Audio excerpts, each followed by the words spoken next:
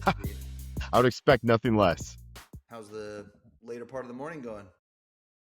It's going great. Yeah, we just did a full architecture review, and there's just so much going on. Yeah, back end, So front end, it's going fast. let me give you. Let me do my best. Let me do my best to introduce you, and you can help me fill in the blanks. All right. Here it is. This is my best way of introducing Dustin. First off, great father, great husband, great friend. What, 20 years in operational trenches, would you say? Couple decades, yeah, battle scars. All Yep. right. You've worked in supply chain, healthcare labs. You've worked at the enterprise level, building, fixing, scaling things that a lot of people maybe aren't unable to see. You have that ability to do it. You went to Arizona State. You're a Sun Devil. Grad. Yep. Got your master's degree in business administration, I believe, or business management. You have recently started and launched a company in ClearPath. You're a co-founder for ClearPath Innovation Partners. You're deploying AI intelligence systems inside companies that compound over time, which is pretty cool. You're a pretty good golfer, even though we haven't golfed together. I just know that we've talked about it. What do you like, a 10 handicap? Are you lower than a 10? Best. I mean, like that was a long time ago. Okay. You're also a humble guy. You might be sub 10 on the handicap. Yeah, and I've known you for quite some time. It's cool to just talk to you. Thanks for It's joining. great to be here. And yeah, I think the only thing I would say is just learner. Like it's been a constant learning on the dad front, on the family front, on the relationships front, and definitely in the career front. There's no greater time to learn than now. Eric, I got to introduce you. I feel like. Come on, man. People already know. They know through the logo and the studio. But sure, you can go ahead and introduce me. That works Well, here. I mean, in my experience, I'd simplify it and say, you're somebody who changes people's lives, and you changed my life. So we were introduced through a really good family friend, financial advisor, and he said to reach out immediately. We clicked, and it was the most transformative few hours of my life, really, just getting to know you, Eric, and what you do. And you had me talk, and you talked back and crafted a message that I had to send that I needed to hear. And yeah, it was really pivotal in my life. It ended up triggering a cascade of decisions where I was at to ultimately, where we're at today, founding ClearPath, and I think doing something that's very unique with really incredible people. And all of that was truly unlocked and possible because of you. So I thank you, appreciate sir. that. Thanks, man. That is received through and through. And yeah, it's been fun to just kind of watch everything that's emerged even since we were, I mean, what was that, 2 years ago? We had those conversations just about, you were with Sequoia Group at the time, I believe, doing a lot of great work for them as it relates to operational execution and efficiency. And it's just cool to see how that's ultimately been applied to the entrepreneurship journey that you're on. So just high level, we have to definitely, I want to lean into ClearPath and Mark, who's an incredible partner to be working with in all this, but just high level, what are you working on lately and what's keeping both of you guys busy these days on that front? Yeah, on the ClearPath side, we're doing something that is unique. We call it forward deployed intelligence. So Yeah. I believe that we've created a category in this, and it will pick up steam over time, just globally, because today where we're at with AI, which obviously is getting embedded, thrown around, a lot of AI agents. One of the big things that's out there now is forward deployed engineers. So we see that in the Palantir model. I think it's picking up a ton of steam in San Francisco and other places in terms of you need somebody to go into your organization and kind of do the old school things that I've been doing, that I've been involved in for 20 years.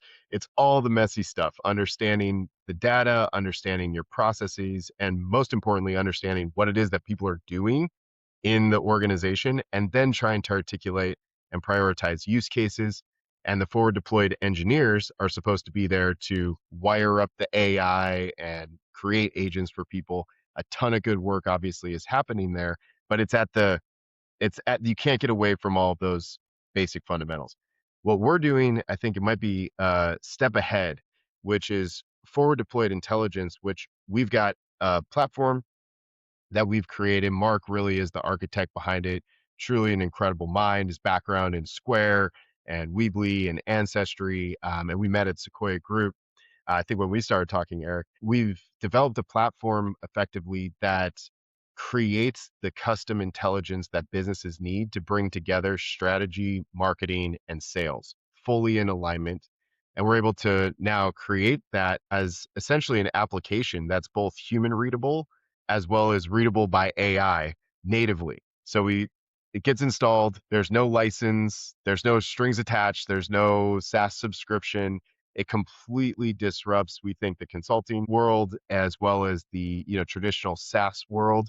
And it's a new thing. And it is something that is catching on really quickly because of AI and because of the platform. We're able to deliver it at a price point that we're really trying to open up access to small and medium sized businesses while we still have public clients, publicly traded clients. It's really about making sure that we can equalize the playing field for all businesses. And we see the future belonging to those who are learning, those who are on the continuous improvement journey, and those who want to actually engage for the long term and have something installed that they own in their company versus something that is rented and out of their control. Yeah. There's a lot. I mean, there's a lot I'm sure that you both are learning along the way while also kind of elevating the capacity in which some of these executives and these leaders at the companies are able to see or attain in working with you guys. I wanted to kind of go I wanted to ask you personally because I just knowing you, having known you for a few years now, I always view you as a bit of a pioneer as it relates to AI disruption. You've always been, in my opinion, just a step ahead in challenging critical thinking around things that can be done and what is capable with innovative technology combined with operational excellence, which there's layers to that, right? Just how do you establish that culture around you from like a people and process perspective, but now with the modern era that we're in, just again, just a little kudos to you. I've always felt that you've been at the forefront. Where does that come from? How far back does that go? I remember learning that you learned what a one piece flow at age 8, where most Yeah, kids are my riding dad, bikes. you got to go back to back to my dad worked at Fujitsu Okay. way back in the day. And so he had some incredible leaders and a really incredible culture that was fundamentally lean, right? So lean from Toyota production system, which evolved into operational excellence out here. But yeah, when I was like 8 years old, he was teaching me about one piece flow. He was teaching me about the importance of process and even just that every detail does matter, right? So they even had a culture of like if you're walking in the break room and there's, crumpled piece of paper on the ground, like you pick it up and throw it away, right? So those things were really important because it was completely about leadership being in servant mode for the front lines, that the people who are doing the work are the most important, that they're fundamentally either interacting with the client, they're interacting with the customer, they're touching the process that is going to be the product that the client receives at the end of the day, and that the customer matters the most. And so as a leader, you have to be focused on the people who are really doing the work. And every single level, if you will, of leadership is just a step of responsibility that now you have more responsibility for more people, and you have to be connecting the dots from what's going on in the front lines to what is needed from the top. And usually that's goals. So you align the goals with the systems, with the people, and we start with the people and figure out what those problems actually are and then align it to the top. So it's been embedded in my DNA that my mom's art is actually behind me on the wall. She's an entrepreneur, as well as my dad. After that tour, they actually started their own business, and that's always been an inspiration to me. So they still have that today, and it's just been in the blood. But today I think with AI, these fundamentals are more important than ever before. Like you have to actually understand what's going on. And you see a lot of the squeeze that's happening right now, some of the layoffs that are happening, some of the things that are happening in the world. A lot of that squeeze is going to be on middle management to figure out, well, what's the value layer that middle management is actually able to deliver when AI is so important? The leadership, the top leadership has to be more connected to what's actually going on the front lines. The front lines are actually the most important to be able to deploy and evolve. that AI strategy. So for me, I was just really lucky, right? A lot of times. Cool. And it's one of those things, like, again, it's all about that learning journey. It's all about that continuous improvement journey. And that's what he was always reinforcing, whether we played sports, he was my coach. And it was just like, take care of the people that are around you, take care of yourself, have a positive attitude, and really kind of get into the details, have respect for the detail and the process to make sure that it is going to be something that, goes well. Leave it in a better place than where you found it. Yeah, that's incredible, man. It's so cool to see it kind of come full circle too. Now that you're on this entrepreneurial chapter yourself, when going back to when you were a kid, it was instilled in you? When did you realize that you're genuinely interested in this? There's like the parenting kind of components and protocols that are instilled into us that we carry with us today. For many people, it's amazing. Sometimes we're still we're navigating that, but in this case, was there something that you were drawn to it? Was there a kind of a light bulb moment where you're just like, this is fascinating to me, this concept and what happens in successfully running business? Yeah, I think at the end of the day, we a lot of reading and a lot of focus on like the customer, like who is the customer, and being Yeah, relentlessly focused on solving real problems that drive real value. Like at the end of the day, everybody's got a goal. There's a result that has to be achieved. And once you can kind of like see the impact that you can have on people's lives, that was the biggest catalyst for me is, wow, you can actually help people in pursuit of their goals and see them improve. And so that's what we're really about, is enablement and teaching, rather than saying, "Hey, here's a solution. This thing's going to do something for you." Yes, that's true. And AI is the same exact way, where it's like, yeah, it's there. The capability is unlimited. It's only limited by what you understand fundamentally and who you're collaborating with. And yeah, so what we found was a major opportunity, and that opportunity came via the venture capital firm that we were kind of working for as part of Sequoia. So we had a bunch of hats, and one of them was to do some due diligence on the venture capital side, and it was all about vetting AI startups and figuring out what was investable thesis, what was not investable thesis. And what we found was there was a lot of early stage, right, basically wrappers that were coming out. It looked like SaaS solutions that had some GPT embedded in it. Turns out that's a huge category, by the way. I'm a big, maximalist now. I'm like, wow, there's going to be a ton of SaaS. There's going to be a whole another multi-trillion dollar industry for B2C and B2B created because people are solving now more problems, and they're able to take their vision and be able to actually put that into action. By the way, side note, shout out to you, Eric, for doing that. So just with the, least amount of effort, really, on my part, being able to hand something over to you, and we've seen this happen several other places too. Learning the fundamentals and how to just work with Claude Code starts to unlock the gap between vision and reality, and never before was that possible with so little capital. So we saw that from sort of the outside, and then Mark had moved to Barcelona, and so the catalyst for ClearPath was he was on the other side of the world, and we did a return to work strategy. So Mark was not going to fly his whole family back, and that was kind of one of the catalysts to say, let's get out and actually do something that's pretty unique here. So in terms of, what we're doing now and how all of that stuff has kind of come full circle, it really ultimately is about driving value. And right now there are so many ways that AI could be helpful. And I think one of the things that we've done really well is try to narrow the team's focus and say, if you can solve for a goal, if you know your goal for 1 year, 1 quarter, 1 month, this week, then here are the things that need to happen from a data standpoint. Here's the kind of toolkit that you need as the foundation to be successful. And then here are the deliverables, the artifacts, the agents that are created around that nucleus that are going to continuously improve your business at a more granular way than they've ever been able to have before. And what we saw the unlock was is being able to analyze at a product level and a market segment level that's much deeper than a company usually thinks about their go-to-market strategy or things like that, which is at a much higher level. You usually think at a company level, portfolio level, you're thinking about big TAM, what does that market look like? We see those being the fuzziest things.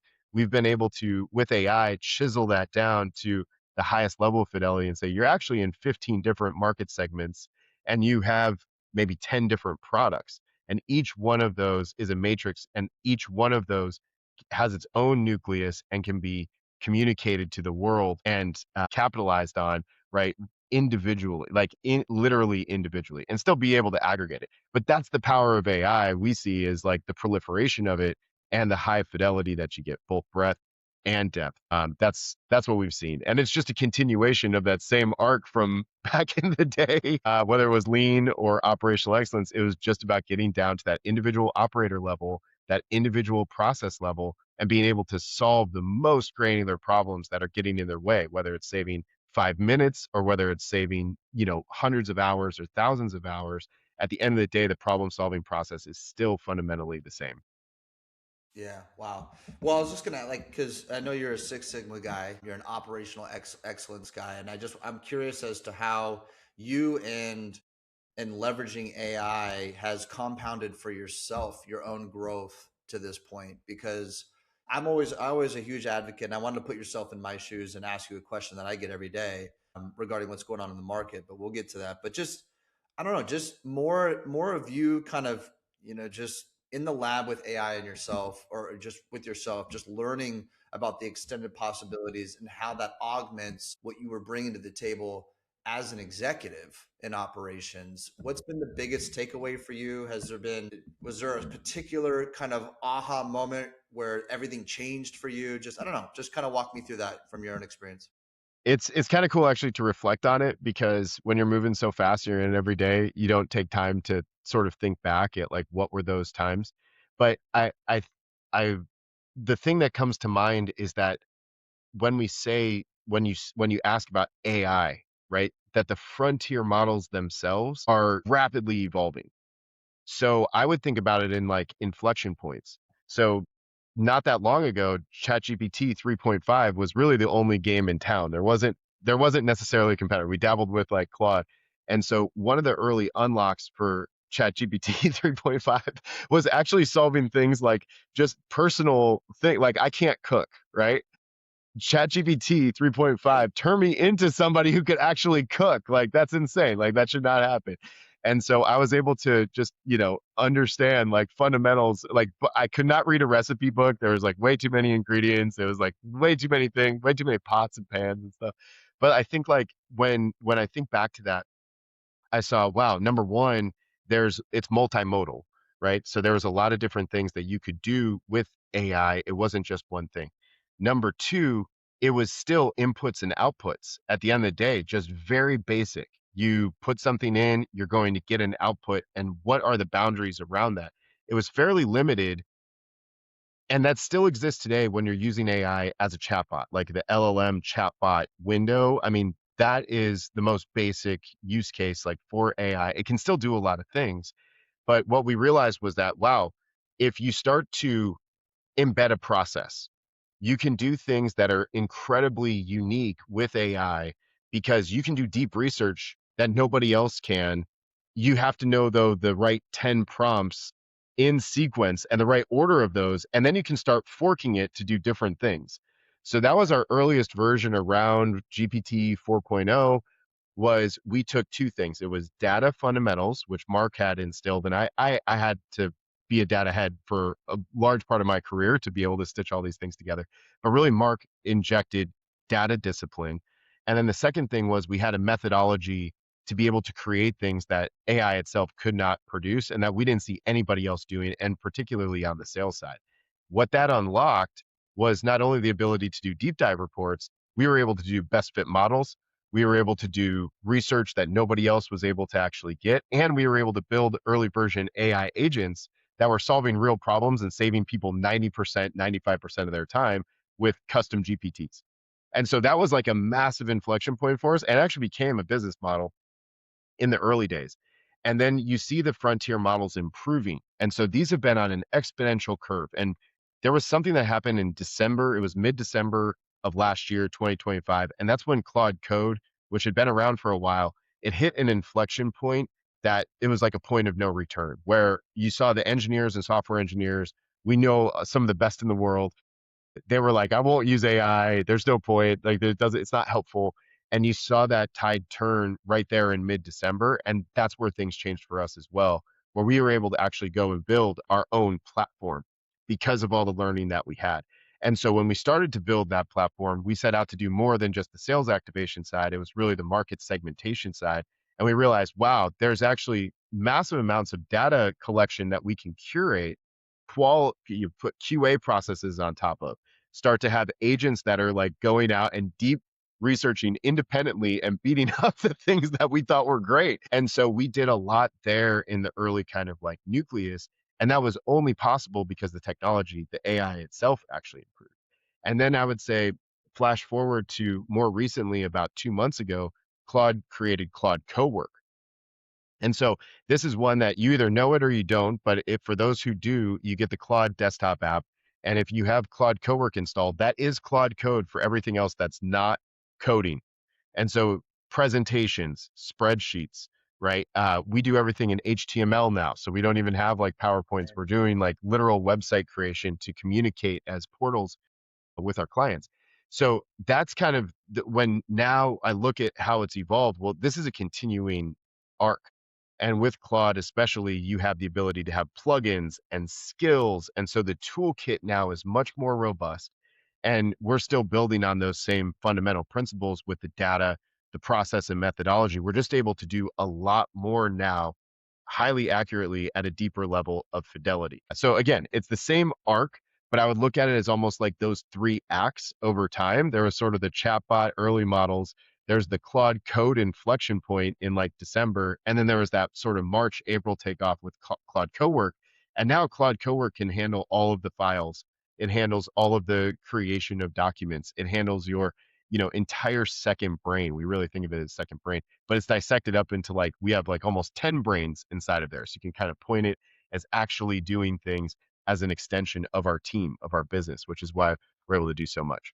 Yeah, it's incredible. And I think it's refreshing too to hear you can feel the passion that you bring to the table as it relates to what AI is doing. And to be honest, I talk to people every day, different executives, and it's such a mixed bag of reactions I'm getting right now, right? There's kind of I'm reading this book, Super Agency by Reid Hoffman. I don't know if you've heard of it. I've heard of it. Yeah, on the list for sure. Yeah, I'll send it to you. I'd love to get your thoughts. But anyways, I threw out a poll question. It's like, hey, where are people at with AI right now? There's like doomsday, gloom, right? There's like Zoom or like bloom, I think was the four categories. I have a feeling that you're on your bloom. I mean, where there's so much opportunity right now.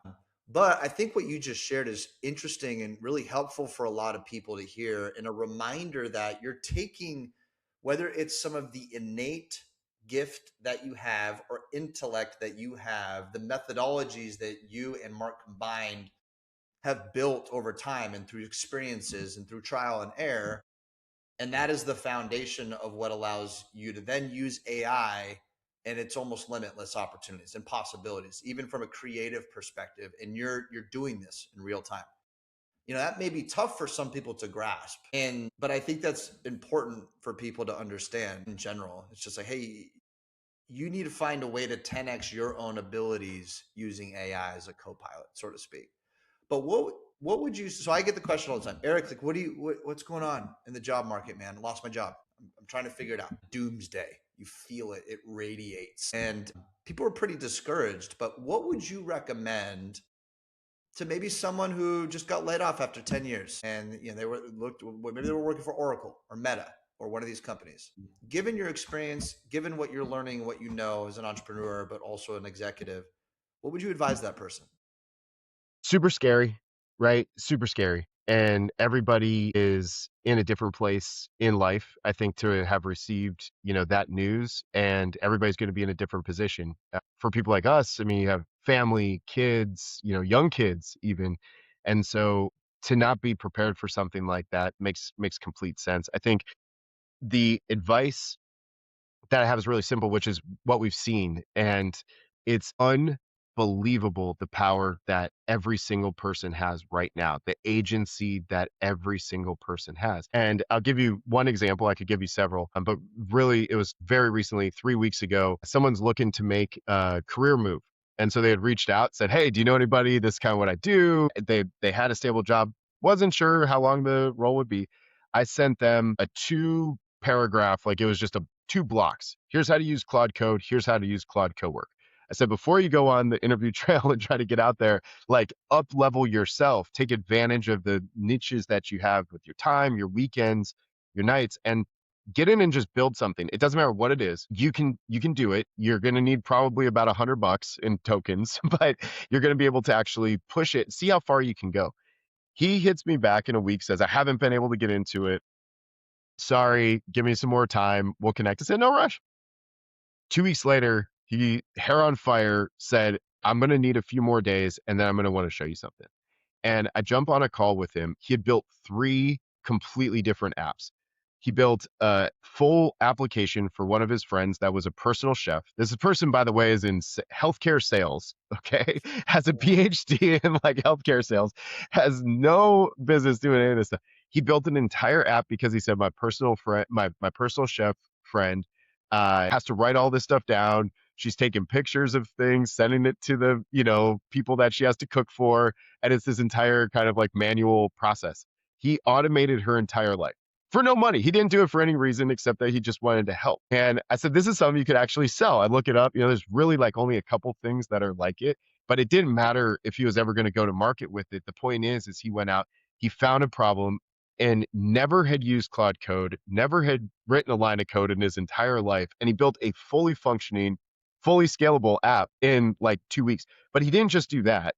He actually built out a full blown supplement. Now, I don't know if this is like safe to use, right? But for him, it made a lot of sense. It actually looked at like contraindications and it was a very like deep and well thought out application of all of the different supplements that he was taking, all the things he was thinking about taking. And then he could load up your blood test results and actually see like, are there things about your, diet, nutrition? It was like a recommendation engine.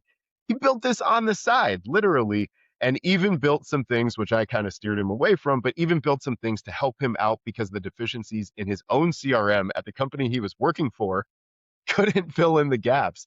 And so he figured out, oh, wow, I could just actually use this to store customer data, my client data, my calls, my notes. Like it's so much easier just to work with like Claude Code and Claude Cowork to build out what he needed to actually do his job. And I'm like, I don't even know if there's policies around, like if that's okay or not. Maybe not, like maybe not do that. But still, he did 3 apps in the span of like literally 3 weeks. That ability to turn around and now put that, by the way, he's still working full time. Okay. Still working full time. And that ability to put that now on his resume, on his LinkedIn, I'll tie this back, Eric, to the advice, which is no better time to have time on your hands to up level yourself than now. This is the time because we're on a K curve. And what we're seeing is some of these companies are laying off people. Meta 8,000, we see Block laid off 40% of their company, kept 60%. These are real numbers. There are also companies out there that while they're doing the layoffs, they're saying, we're going to pay the right people 5 times more, 10 times more, because we're going to get 20x, 50x, 100x out of them. And so be on that part of the K curve. If you're flat footed or you think it's not for me, I can't do this, it's not true anymore. If you use the models a year ago, versus where they're at now, it's like an entirely different, it's like walking down, to the edge of the block versus driving a Ferrari today. And the models are only getting better as time progresses. So I'd say that is one massive thing to get hands on, dispel any fears, make sure that you can say confidently that you're AI enabled, that you know how to build applications, that you know how to leverage AI, and go find the companies that are looking to be on that curve because they're the ones that are going to succeed overall and not just surviving the next round of layoffs, but actually be there and drive, the growth. And that's what we're about really, is on the growth side, have a growth mindset and take advantage of that. And then the other side of it, which I'll be really short on, is you have to stay educated and you have to stay up to speed on where these are. So there's kind of 3 sources that I get information from, and it's continuously changing. And so it's really important to be efficient with your time. Moonshots podcast is an incredible one. The All In podcast is okay. They stay on top of like tech, but Moonshots is really amazing. They stay on top of it. They're operators. The second one is make sure that you are subscribed to a couple of newsletters that actually matter to you. There's a lot of great ones out there, but like Superhuman is a good one. The Neuron is a great one. And they stay on top of the AI and they synthesize everything down to like a 1 minute read with link outs and stuff. So being able to just speak to that is really valuable when you're going in for interviews. You actually are probably going to be, educating the people who you're talking to. And then the third one is to follow the right people on like social media accounts. I actually got rid of my TikTok, but there were some excellent AI researchers and some excellent information sources even on TikTok. X is really where most of the information is transpiring. And you have a lot of people who are building in public, a lot of things that are public. So you don't have to actually build from scratch. You can actually just follow the right accounts and you'll see the work that other people are doing and you can adopt that. You can actually literally just point your Claude instance to some of the things that they're building on GitHub and bring it down into, your environment. There's a way to do that, by the way, that's actually safe and secure. There's ways that you can introduce some issues. But yeah, those are the things, Eric. I treat it right now as an opportunity. I think people that get laid off in a year or 2 years, they're going to find themselves very much behind. But right now, you're actually ahead. This is the time to retool, reskill. That's incredible, man. I think that will resonate with anyone, and no matter where they're categorized, whether it's more doomsday mentality of what AI is doing or not. I think what you just shared, people need to sit with for a second because you do have I love that because people do have an opportunity, even if you get laid off, you're in between jobs, whatever season you're in. I always keep going back to the word. This is the time to diversify your unique value. This is the time to be adaptable in how you think. Now, I'm a bit stubborn. You, for example, helped me. It's like it had to be like kind of beaten into my mind to see what AI is capable of doing. And it's almost we're we go to school, we work, we're always trying to get to that point where we retire and then we'll be happy, which is a whole nother conversation. I think that's the biggest lie in the world. Be happy now, do what you love now.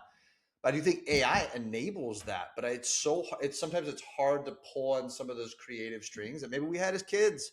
Maybe we had before we got into our career paths and we Yeah. got stuck on the W-2 and bills and responsibilities. I get it. I empathize.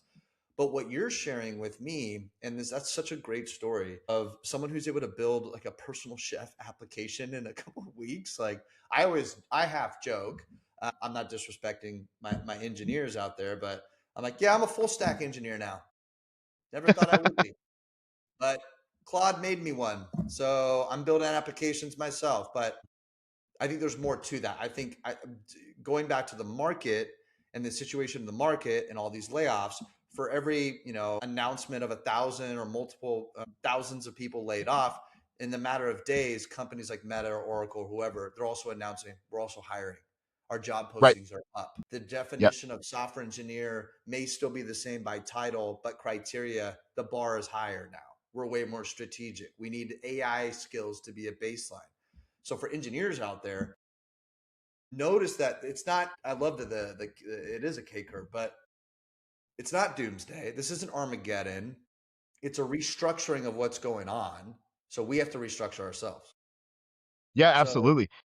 you know what I A- mean? a- Absolutely. I think that there's never been a time in history where there's so much agency placed on the individual. So, like, there were stories out of the Meta layoffs of some of the top engineers actually that just weren't recognized, right? I mean, they were working hard. They're getting 4 hours of sleep a night, and they're busting out lines of code, busting out PRs all over the place, and they got caught up in the layoff. So is that a feature or a bug, right? And I look at that as a feature. And the reason is because if you really are talented, motivated, you care a lot about the work that you do, you've got to align yourself with the company, the leadership team, the culture that's going to recognize that. If Yeah, you're in a culture, a leadership team that doesn't recognize that, the chances are that company's going to struggle. That's a symptom. These are symptoms that you're seeing. Don't react to the systems. Go after the root cause.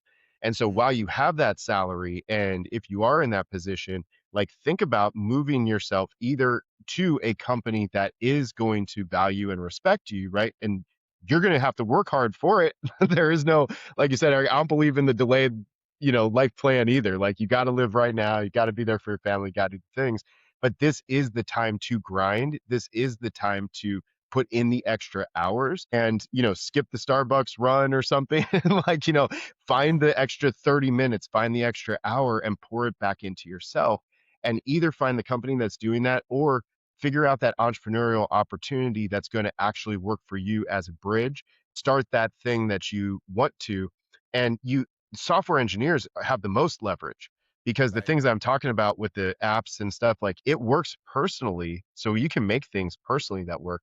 You can't make things that are secure and scalable Right. without somebody who really knows what they're talking about, or a few people that know what they're talking about. And in particular, too, on the data side, like, that's going to be a critical piece of scaling any kind of application. So I see this as being an explosion of need. You see a lot of the jobs that are getting posted are for software engineers that know their stuff. And the most likely outcome is, at least in the foreseeable couple of years, which nobody knows beyond really right now, 2 years from now anyway, right, is that it's not AI that's going to be replacing people. It's people that are leveraging AI who are going to be replacing people that aren't. That's in the companies that obviously are, like, engaged in that. Some of them, it's a politics game. Some of them, it's going to be a timing game, and it's not inside of your control. So again, you have agency to go and find the places that are the right places for you to work for, that are going to respect and value, what you have. And again, now is the time, I think, to your point, Eric, that it's early, but it's not, we're not in the first inning anymore. We might be in the Right. second inning, maybe in the third inning. And so the ground is shifting. This is the time to put yourself in the right position. So that way, a year, 2 years from now, that's bearing fruit, right? I think there's going to be some people that unfortunately get caught flat footed trying to stay in those salary kind of W-2 jobs. And, the layoff might come for them and they don't have the skills, they don't have the experience. It's going to be harder for them to jump into something that pays, what they were getting, maybe. Yeah. I feel like people are going to hear this and it's going to change it's going to change some people's lives just hearing it, because people need to hear this right now. And sometimes I try to be overly empathetic to what's going on in the market, but there's also an opportunity to get out of the victim mindset. I'll just say it, because it's like, you know what? If you get laid off, good. Now you have time to do things you never thought you could possibly do. And you can take advantage of that time, to your point. Or if you're at a company that doesn't really have a really sound plan of investing and upskilling you, like to your point, right? Good. That means you can start looking at companies that will. And I think that there's opportunity in that. And for the companies out there, and I do see this translating into building culture, hiring strategies, which is a whole other Yes. conversation as someone who's worked in talent acquisition. I think bad recruiting and hiring techniques amplified in AI is real. That shitty recruiters are becoming even worse. The better recruiters are going to dominate this market because of what they can do with deep research, how they can be more curated, how they can evangelize a brand and cross reference that with other people and their interests. All that stuff comes important. But one thing I am advising some companies I'm working with, it's like, hey, let's not stay so focused on all the extrinsic components of the, money's important. There's a way to attract people and pay them competitively. What are you doing to invest into your employees given the evolution that's happening right in front of our eyes? Those are some things that even candidates, as they're looking for what's next, they kind of realize in the process, like, actually, that's super important. I work in tech, and in 4 to 5 years, if I'm not at the forefront of how to maximize my own genius using AI, I'm falling behind. And then maybe that doomsday mindset kind of starts taking over. Where, on the other hand, there's plenty of opportunistic values in companies and cultures out there, amongst all this stuff that's going on. Yeah. And I mean, these things are true at the same time, right? Like, traditionally, if you look back, like, over the last 100 years, right, there are very sort of pronounced cycles that are happening. And recently, kind of like in our lifetime, we could look back to, say, the financial crisis, right? Like the late, what was that, 2007-ish, like that era was kind of a rough era. And then obviously there have been these kind of cycles that have happened. This is the time where kind of all things are true. And what you believe is going to manifest. And so if you believe that in the doomsday narrative, you're right. You'll find it everywhere. You'll find the layoffs. You're going to find huge swaths of at risk kind of like titles and positions, and you're going to find a lot of market analysis that looks like that. if you look at it from an optimistic point of view or a futuristic point of view, you would not be more excited like ever from the science. There's science breakthroughs that are happening right now. There's technology breakthroughs that are happening right now. There's math breakthroughs that are happening right now. These are fundamental unlocks that say we're going to have a longer life, we're going to have a better life, we're going to have technology that's very affordable, and that every single person is actually going to be able to do things. Like I said before, like your vision can actually become reality. That gap now is not multi-million dollars away and a whole team of engineers. Like it's literally just about learning, these fundamentals. And so if you believe fundamentally that this is an opportunity and you look at it as an opportunity and you isolate down to just like what's something I can do to actually learn or get on the track. I'll tell you right now that in most of my 20 years, there was hundreds and hundreds of PowerPoint presentations that I had to put together over time. And there was nothing that I despised more than putting together a PowerPoint presentation because I knew it just wasn't like it mattered, but it wasn't adding a lot of value. And it was asymmetric. I could be working on something for 5 hours or 10 hours and, you get maybe like 10 minutes in a board meeting, to actually deliver it. And so if you just go on to Claude Cowork right now and you learn how to automate PowerPoint presentations with branding, like with a proper brand, with the proper skills. If you learn how to build complex spreadsheets, which is still the way that most of the world works, actually, is like in the trenches with spreadsheets, and you can go solve those problems. There is a director, a VP, a chief, executive officer out there who is going to hire you just based on the fact that you know that one thing, right? That you're like, I can bring this and I'm going to be able to deliver value to you. I'm going to be able to deliver a lot of value to the team that's around you. And I think that that's really just an incredible thing. But people don't know that you can even do that, right? They don't even know that that's like a thing. So I think, Eric, the first thing is knowing. You have to know people like yourself. You have to be in the right kind of like networks, right? To be able to understand like this is actually available to you. Then you need to know like how to do it. Like, how do I actually just like how much does it cost? And what do we mean AI unlock? And like go through that and actually you can work with the AI directly to say, I want to learn this thing. How do I do it? Ask me questions. And that's how I actually got involved in this. It all led back. It was like back in the, five whys of like, lean Six Sigma fundamentals, like 101, right? It's like, where are the why? And so I started self-educating, self-teaching, but it's so cost effective. It costs nothing now. And the companies that are not invested in making their people better and giving them a better work-life balance, giving them better skills and training, they just will not be able to compete because of the way that the economy works, right? There's some that have distribution models and they're embedded, and there's deeply rooted types of businesses that will probably survive for decade plus, and regulation plays a part of that. There's other kind of embedded structures, but most of the business out there is actually at large. And what's going to happen is you'll find medium-sized businesses and small businesses that are eating the lunch of the bigger businesses because they won't have the overhead, they won't have to have the capital injections, and their people are going to be on that continuous improvement, continuous learning curve, and they're going to get lapped all day. I've been part of some of those organizations, fortunately, to be part of the organizations way before AI, and we were eating the breadcrumbs of like Cardinal and McKesson, and doing a great job at BioCare. We grew from like 200 million to 400 million in 2 years, and we added one person. There was like we grew from 44 employees to 45, doing almost $10 million per person, and that happened way before AI. And now I look at that experience and say, wow, we could have been multi-billion-dollar company. And you're seeing multi-billion-dollar companies that exist with very small headcount, 30, 40, 50 people. So now is that time, and this is still in the early innings. So the 5-person, 10-person, multi-billion-dollar company is coming. It's here. It's probably here as we're talking. And so your ability to go out and make, 100,000, 500,000, $1 million or something, there's never been a better time than right now to actually learn, figure out what problem you can solve, figure out how to get the value from it, and pursue that passion, whether that's with a company that's in that lane or whether that's you going out and doing it. This is just incredible in terms of like what the opportunity is in front of us.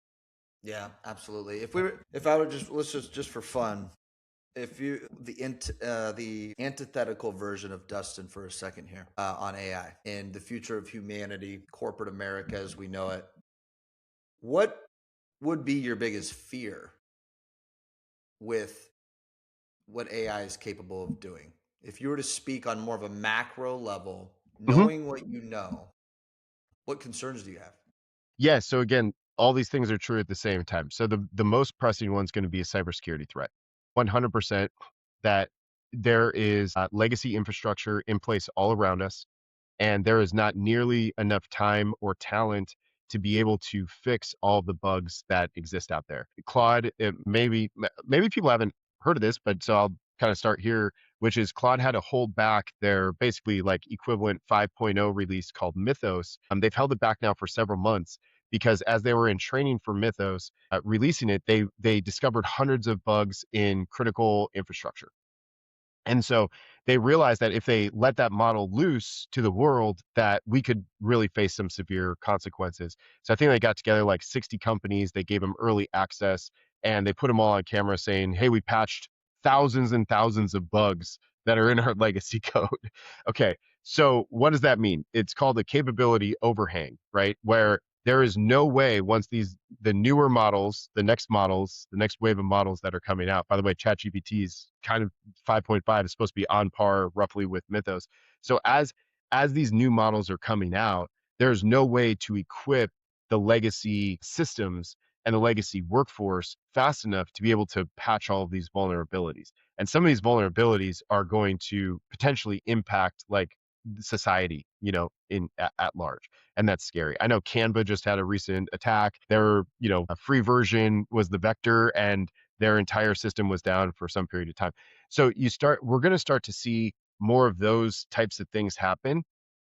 At the same time, when you look at that as an opportunity, I think nothing will accelerate more AI adoption than the fear of losing your entire business. Or if you have Social Security or PII in your critical databases, which a lot of companies I worked for did, you're going to actually accelerate the AI journey because you're scared of the attack.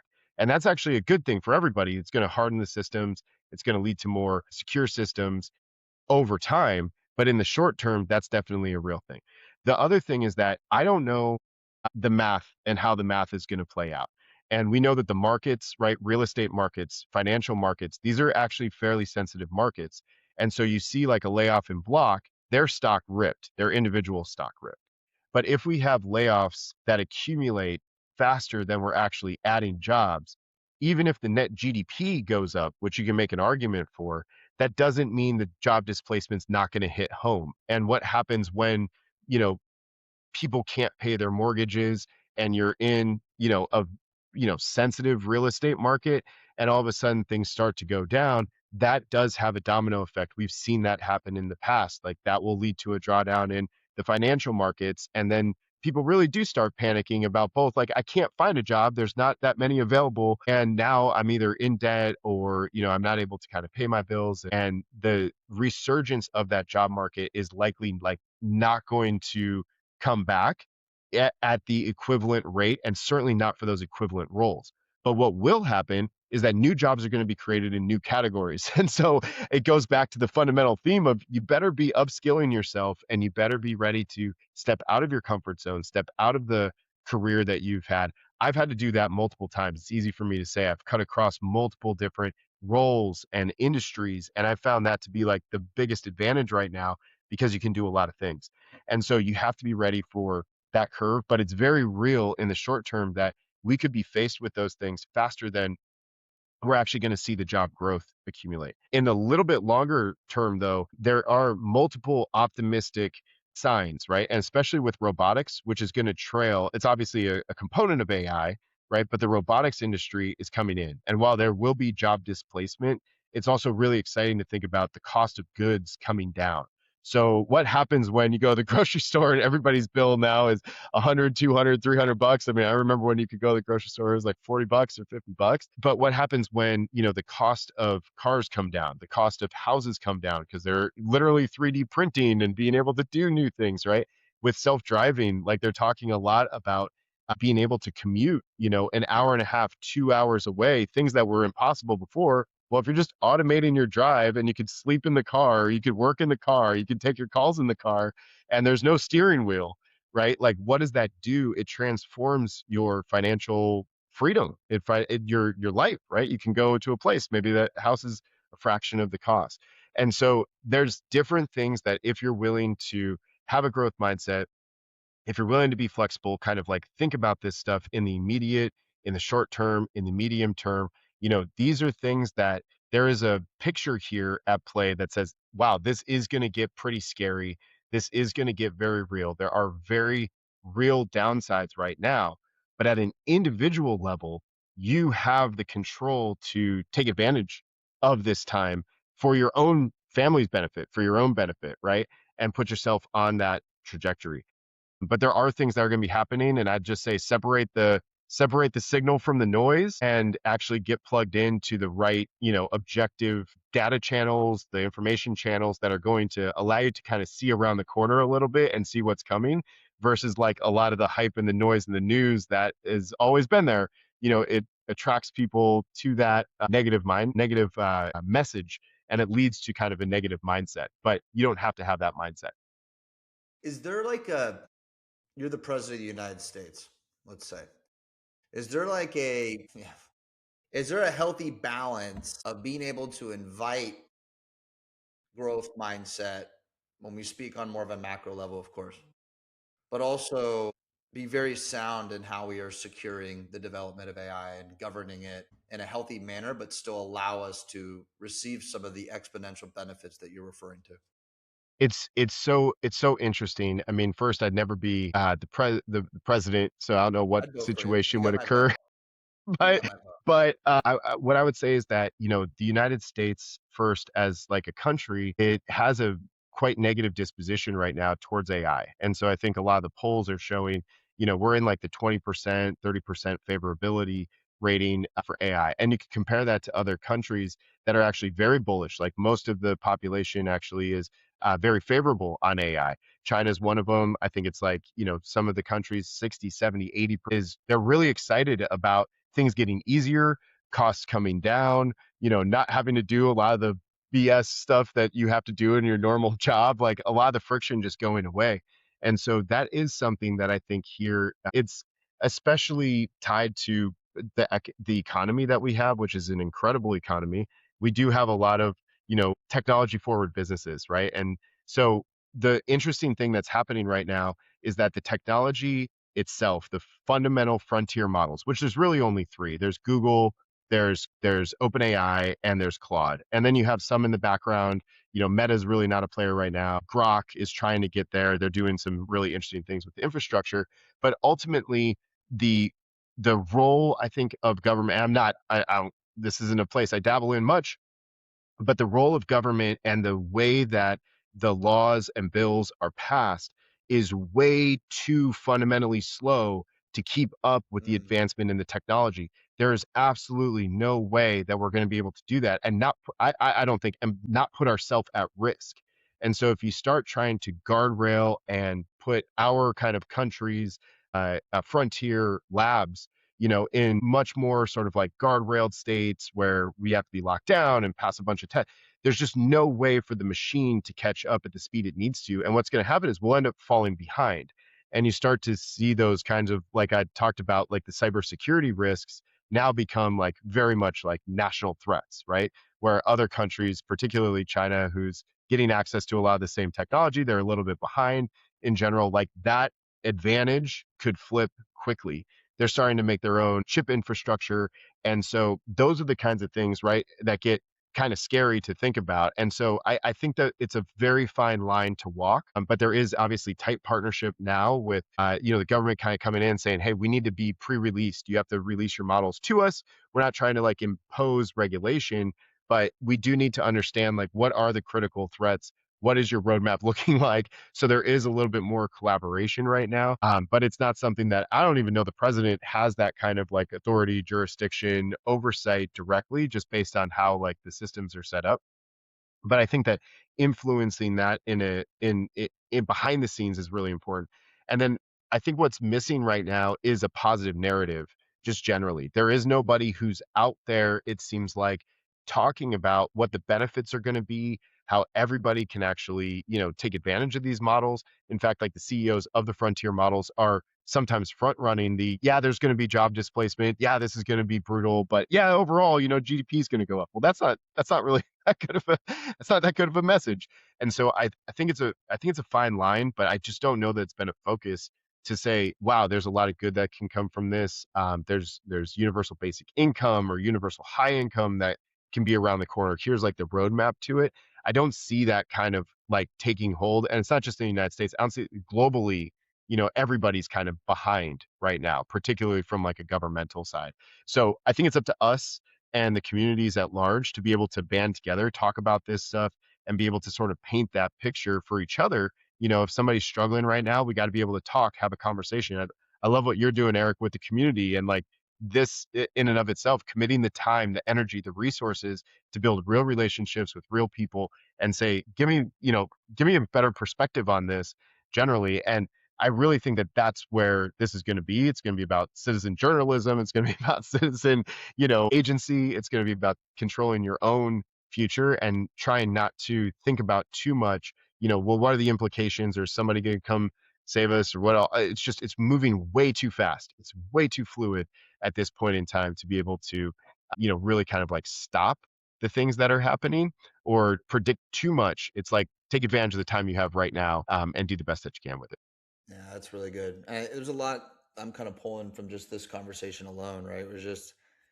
It's just take a step back, take a breath for a second, watch what's happening in technology with these larger companies, and not as a doomsday mindset and approach, but watch it from a place of learning and educating yourself of now how does this in turn translate into things that I should be focused on right now from an Yes. upskilling perspective, right? If Yes. they're restructuring, how am I restructuring? That's one. The second part of this is just what I find, and sometimes it's intimidating for people, right? Because of the capabilities that we all can leverage and how AI can be used, it's kind of bringing us back to asking the question why we do what we do. And sometimes we don't want to answer that question because maybe the answer scares us. Maybe it's like, well, I literally only been doing this for 7 years because it pays the bills and it's burning me out. It's soul sucking. Or maybe on the other hand, it's like, well, I know what I want to do, but it's too late. I'm on the other end of this. I got to get to retirement. Then I'll be happy and travel the world. Again, another conversation for another day. You don't need to do that. Live your life. But my point is, if we allow our minds to go there, what I'm hearing from you is if you do have something in the creative side of your mind or something that you're passionate about, lean into that. Like it's almost like AI is giving you another chance in a weird Oh my way, right? gosh. Not even weird, a real way. It's like I was going to ask you, we can do this again, but just like like the funny, maybe the fun things that people don't know about you and how you're using AI. I mean, I'll admit it. I got a stylist now. I got a sous chef. I can tell, I'm man. It ready to looks go. like it. Give Yeah. me sign me up for any barbecue competition. I'm going to get in there. I'm going to compete.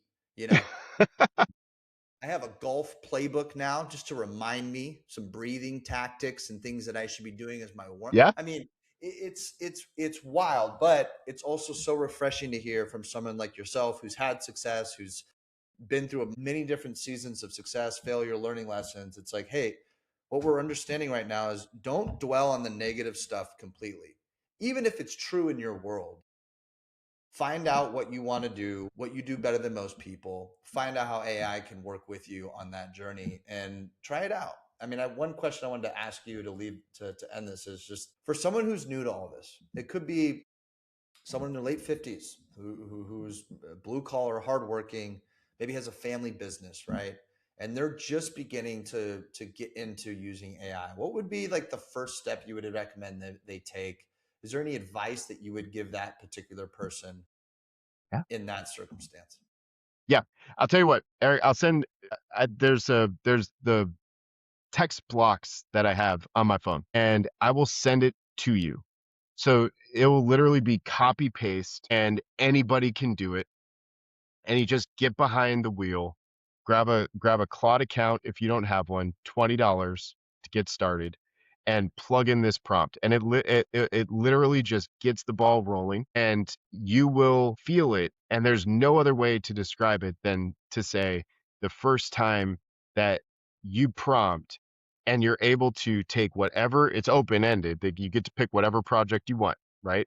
Anything that you want at all. And put it into the system, and it actually goes and builds something that you can click on, that you can touch, that you can edit and do it. You've just done something that 99.9% of the population has not done. Amazing, You've man. just done your thing, right? And then the Claude Cowork side is where it really kicks into gear. So that's on the Claude Code side. The Claude Cowork side sends a second block, and that's where you can build a PowerPoint presentation and an Excel complex workbook that you did not think was possible. And so that is it. Like that is the only thing to do, is to give yourself confidence that, wow, I can do it. And that person who's 50 could go to their 20-year-old, niece or nephew and ask them if they built an app. And a lot of the times the younger generation actually isn't, right? They're not actually doing these things. And so, we've had those stories. We've seen that kind of success. And so those I'll happy to light that up. Happy for you to pass that forward to the community. And we're here for each other. Connect with the right people, like you're doing, Eric. Connect with the right people to pursue those kinds of things and solve real problems. I use it for all kinds of things. So AI has made me a better dad, better husband. I've taken care of myself. I actually had a cancer, the stage 1 melanoma, and it was incredibly refreshing to actually go through it with ChatGPT. It was spot on every single step of the way. I was loading in my test results. I was loading in what the doctor was saying, and 6 months ago, I wouldn't have trusted it, but it walked me through it and actually just mentally in a much better place going through it, and got to the other side without all of the kind of fear and uncertainty that I think would normally be around it. So there's very kind of like every single level, every problem that I run into now, like that's kind of a go-to, just like Google was before, right? Go to Google. Like Yeah. now you go to AI. So yeah, it's got a lot better. There's not a lot of like prompt engineering that you need either right now. So like the barrier continues to like just drop significantly, and the ability to just create value for yourself, for those people around you, is like never been more. And it's the worst it's ever going to be, by the way. So no better time than now to take advantage of these things. That's really good, man. That's a generous offer. I'll definitely share that with people in the community, my newsletter, and I know it'll be helpful to a lot of people. I just appreciate you hanging out with me, man, and just taking the time. There's so many inspiring pieces that we could pull from this conversation. I myself am feeling inspired, and yeah, we'll have to do this again. Yeah, would love to. Thank you so much. Okay, so closing question for you, Eric. What is your inspiration? What's your inspiration for doing this? What's the inspiration for the community? What drives you every single day? Yeah. So, two things. One, this is a part of my inspiration now. I'm a dad, and he's growing up in a world that's going to have a lot of different voices and distractions. And so, being able to be a role model to him in a disciplined, kind of loving fashion, and to create a mindset for him, or an environment that's just, there's no limitations here. And I think we have to be optimistic by nature for their generation, and to give them, the swim lanes to get to where they want to go, and their passion being the leader there. So that's shifted for me. Obviously, a lot of dads, parents out there can relate to that. So that's number one. And then, as far as I can remember, I've been a people person. I've been a mediator when I was in junior high. I don't even know how I got into that. And I think a part of how I grew up, and I'm grateful to my family, my parents, and just being of service to people, is where I get most of my purpose and passion. I've been able to find a line of work and talent acquisition and coaching now that enables me to do that. That's my gift, and I like to give it back to people. So if I can help people find themselves and tell their story with conviction, that makes me love what I do. So, Love it, man. Well, thank you. It is yeah. a gift that you're giving, and just appreciate you putting in the work, man, putting in the time, and appreciate the opportunity to be here today.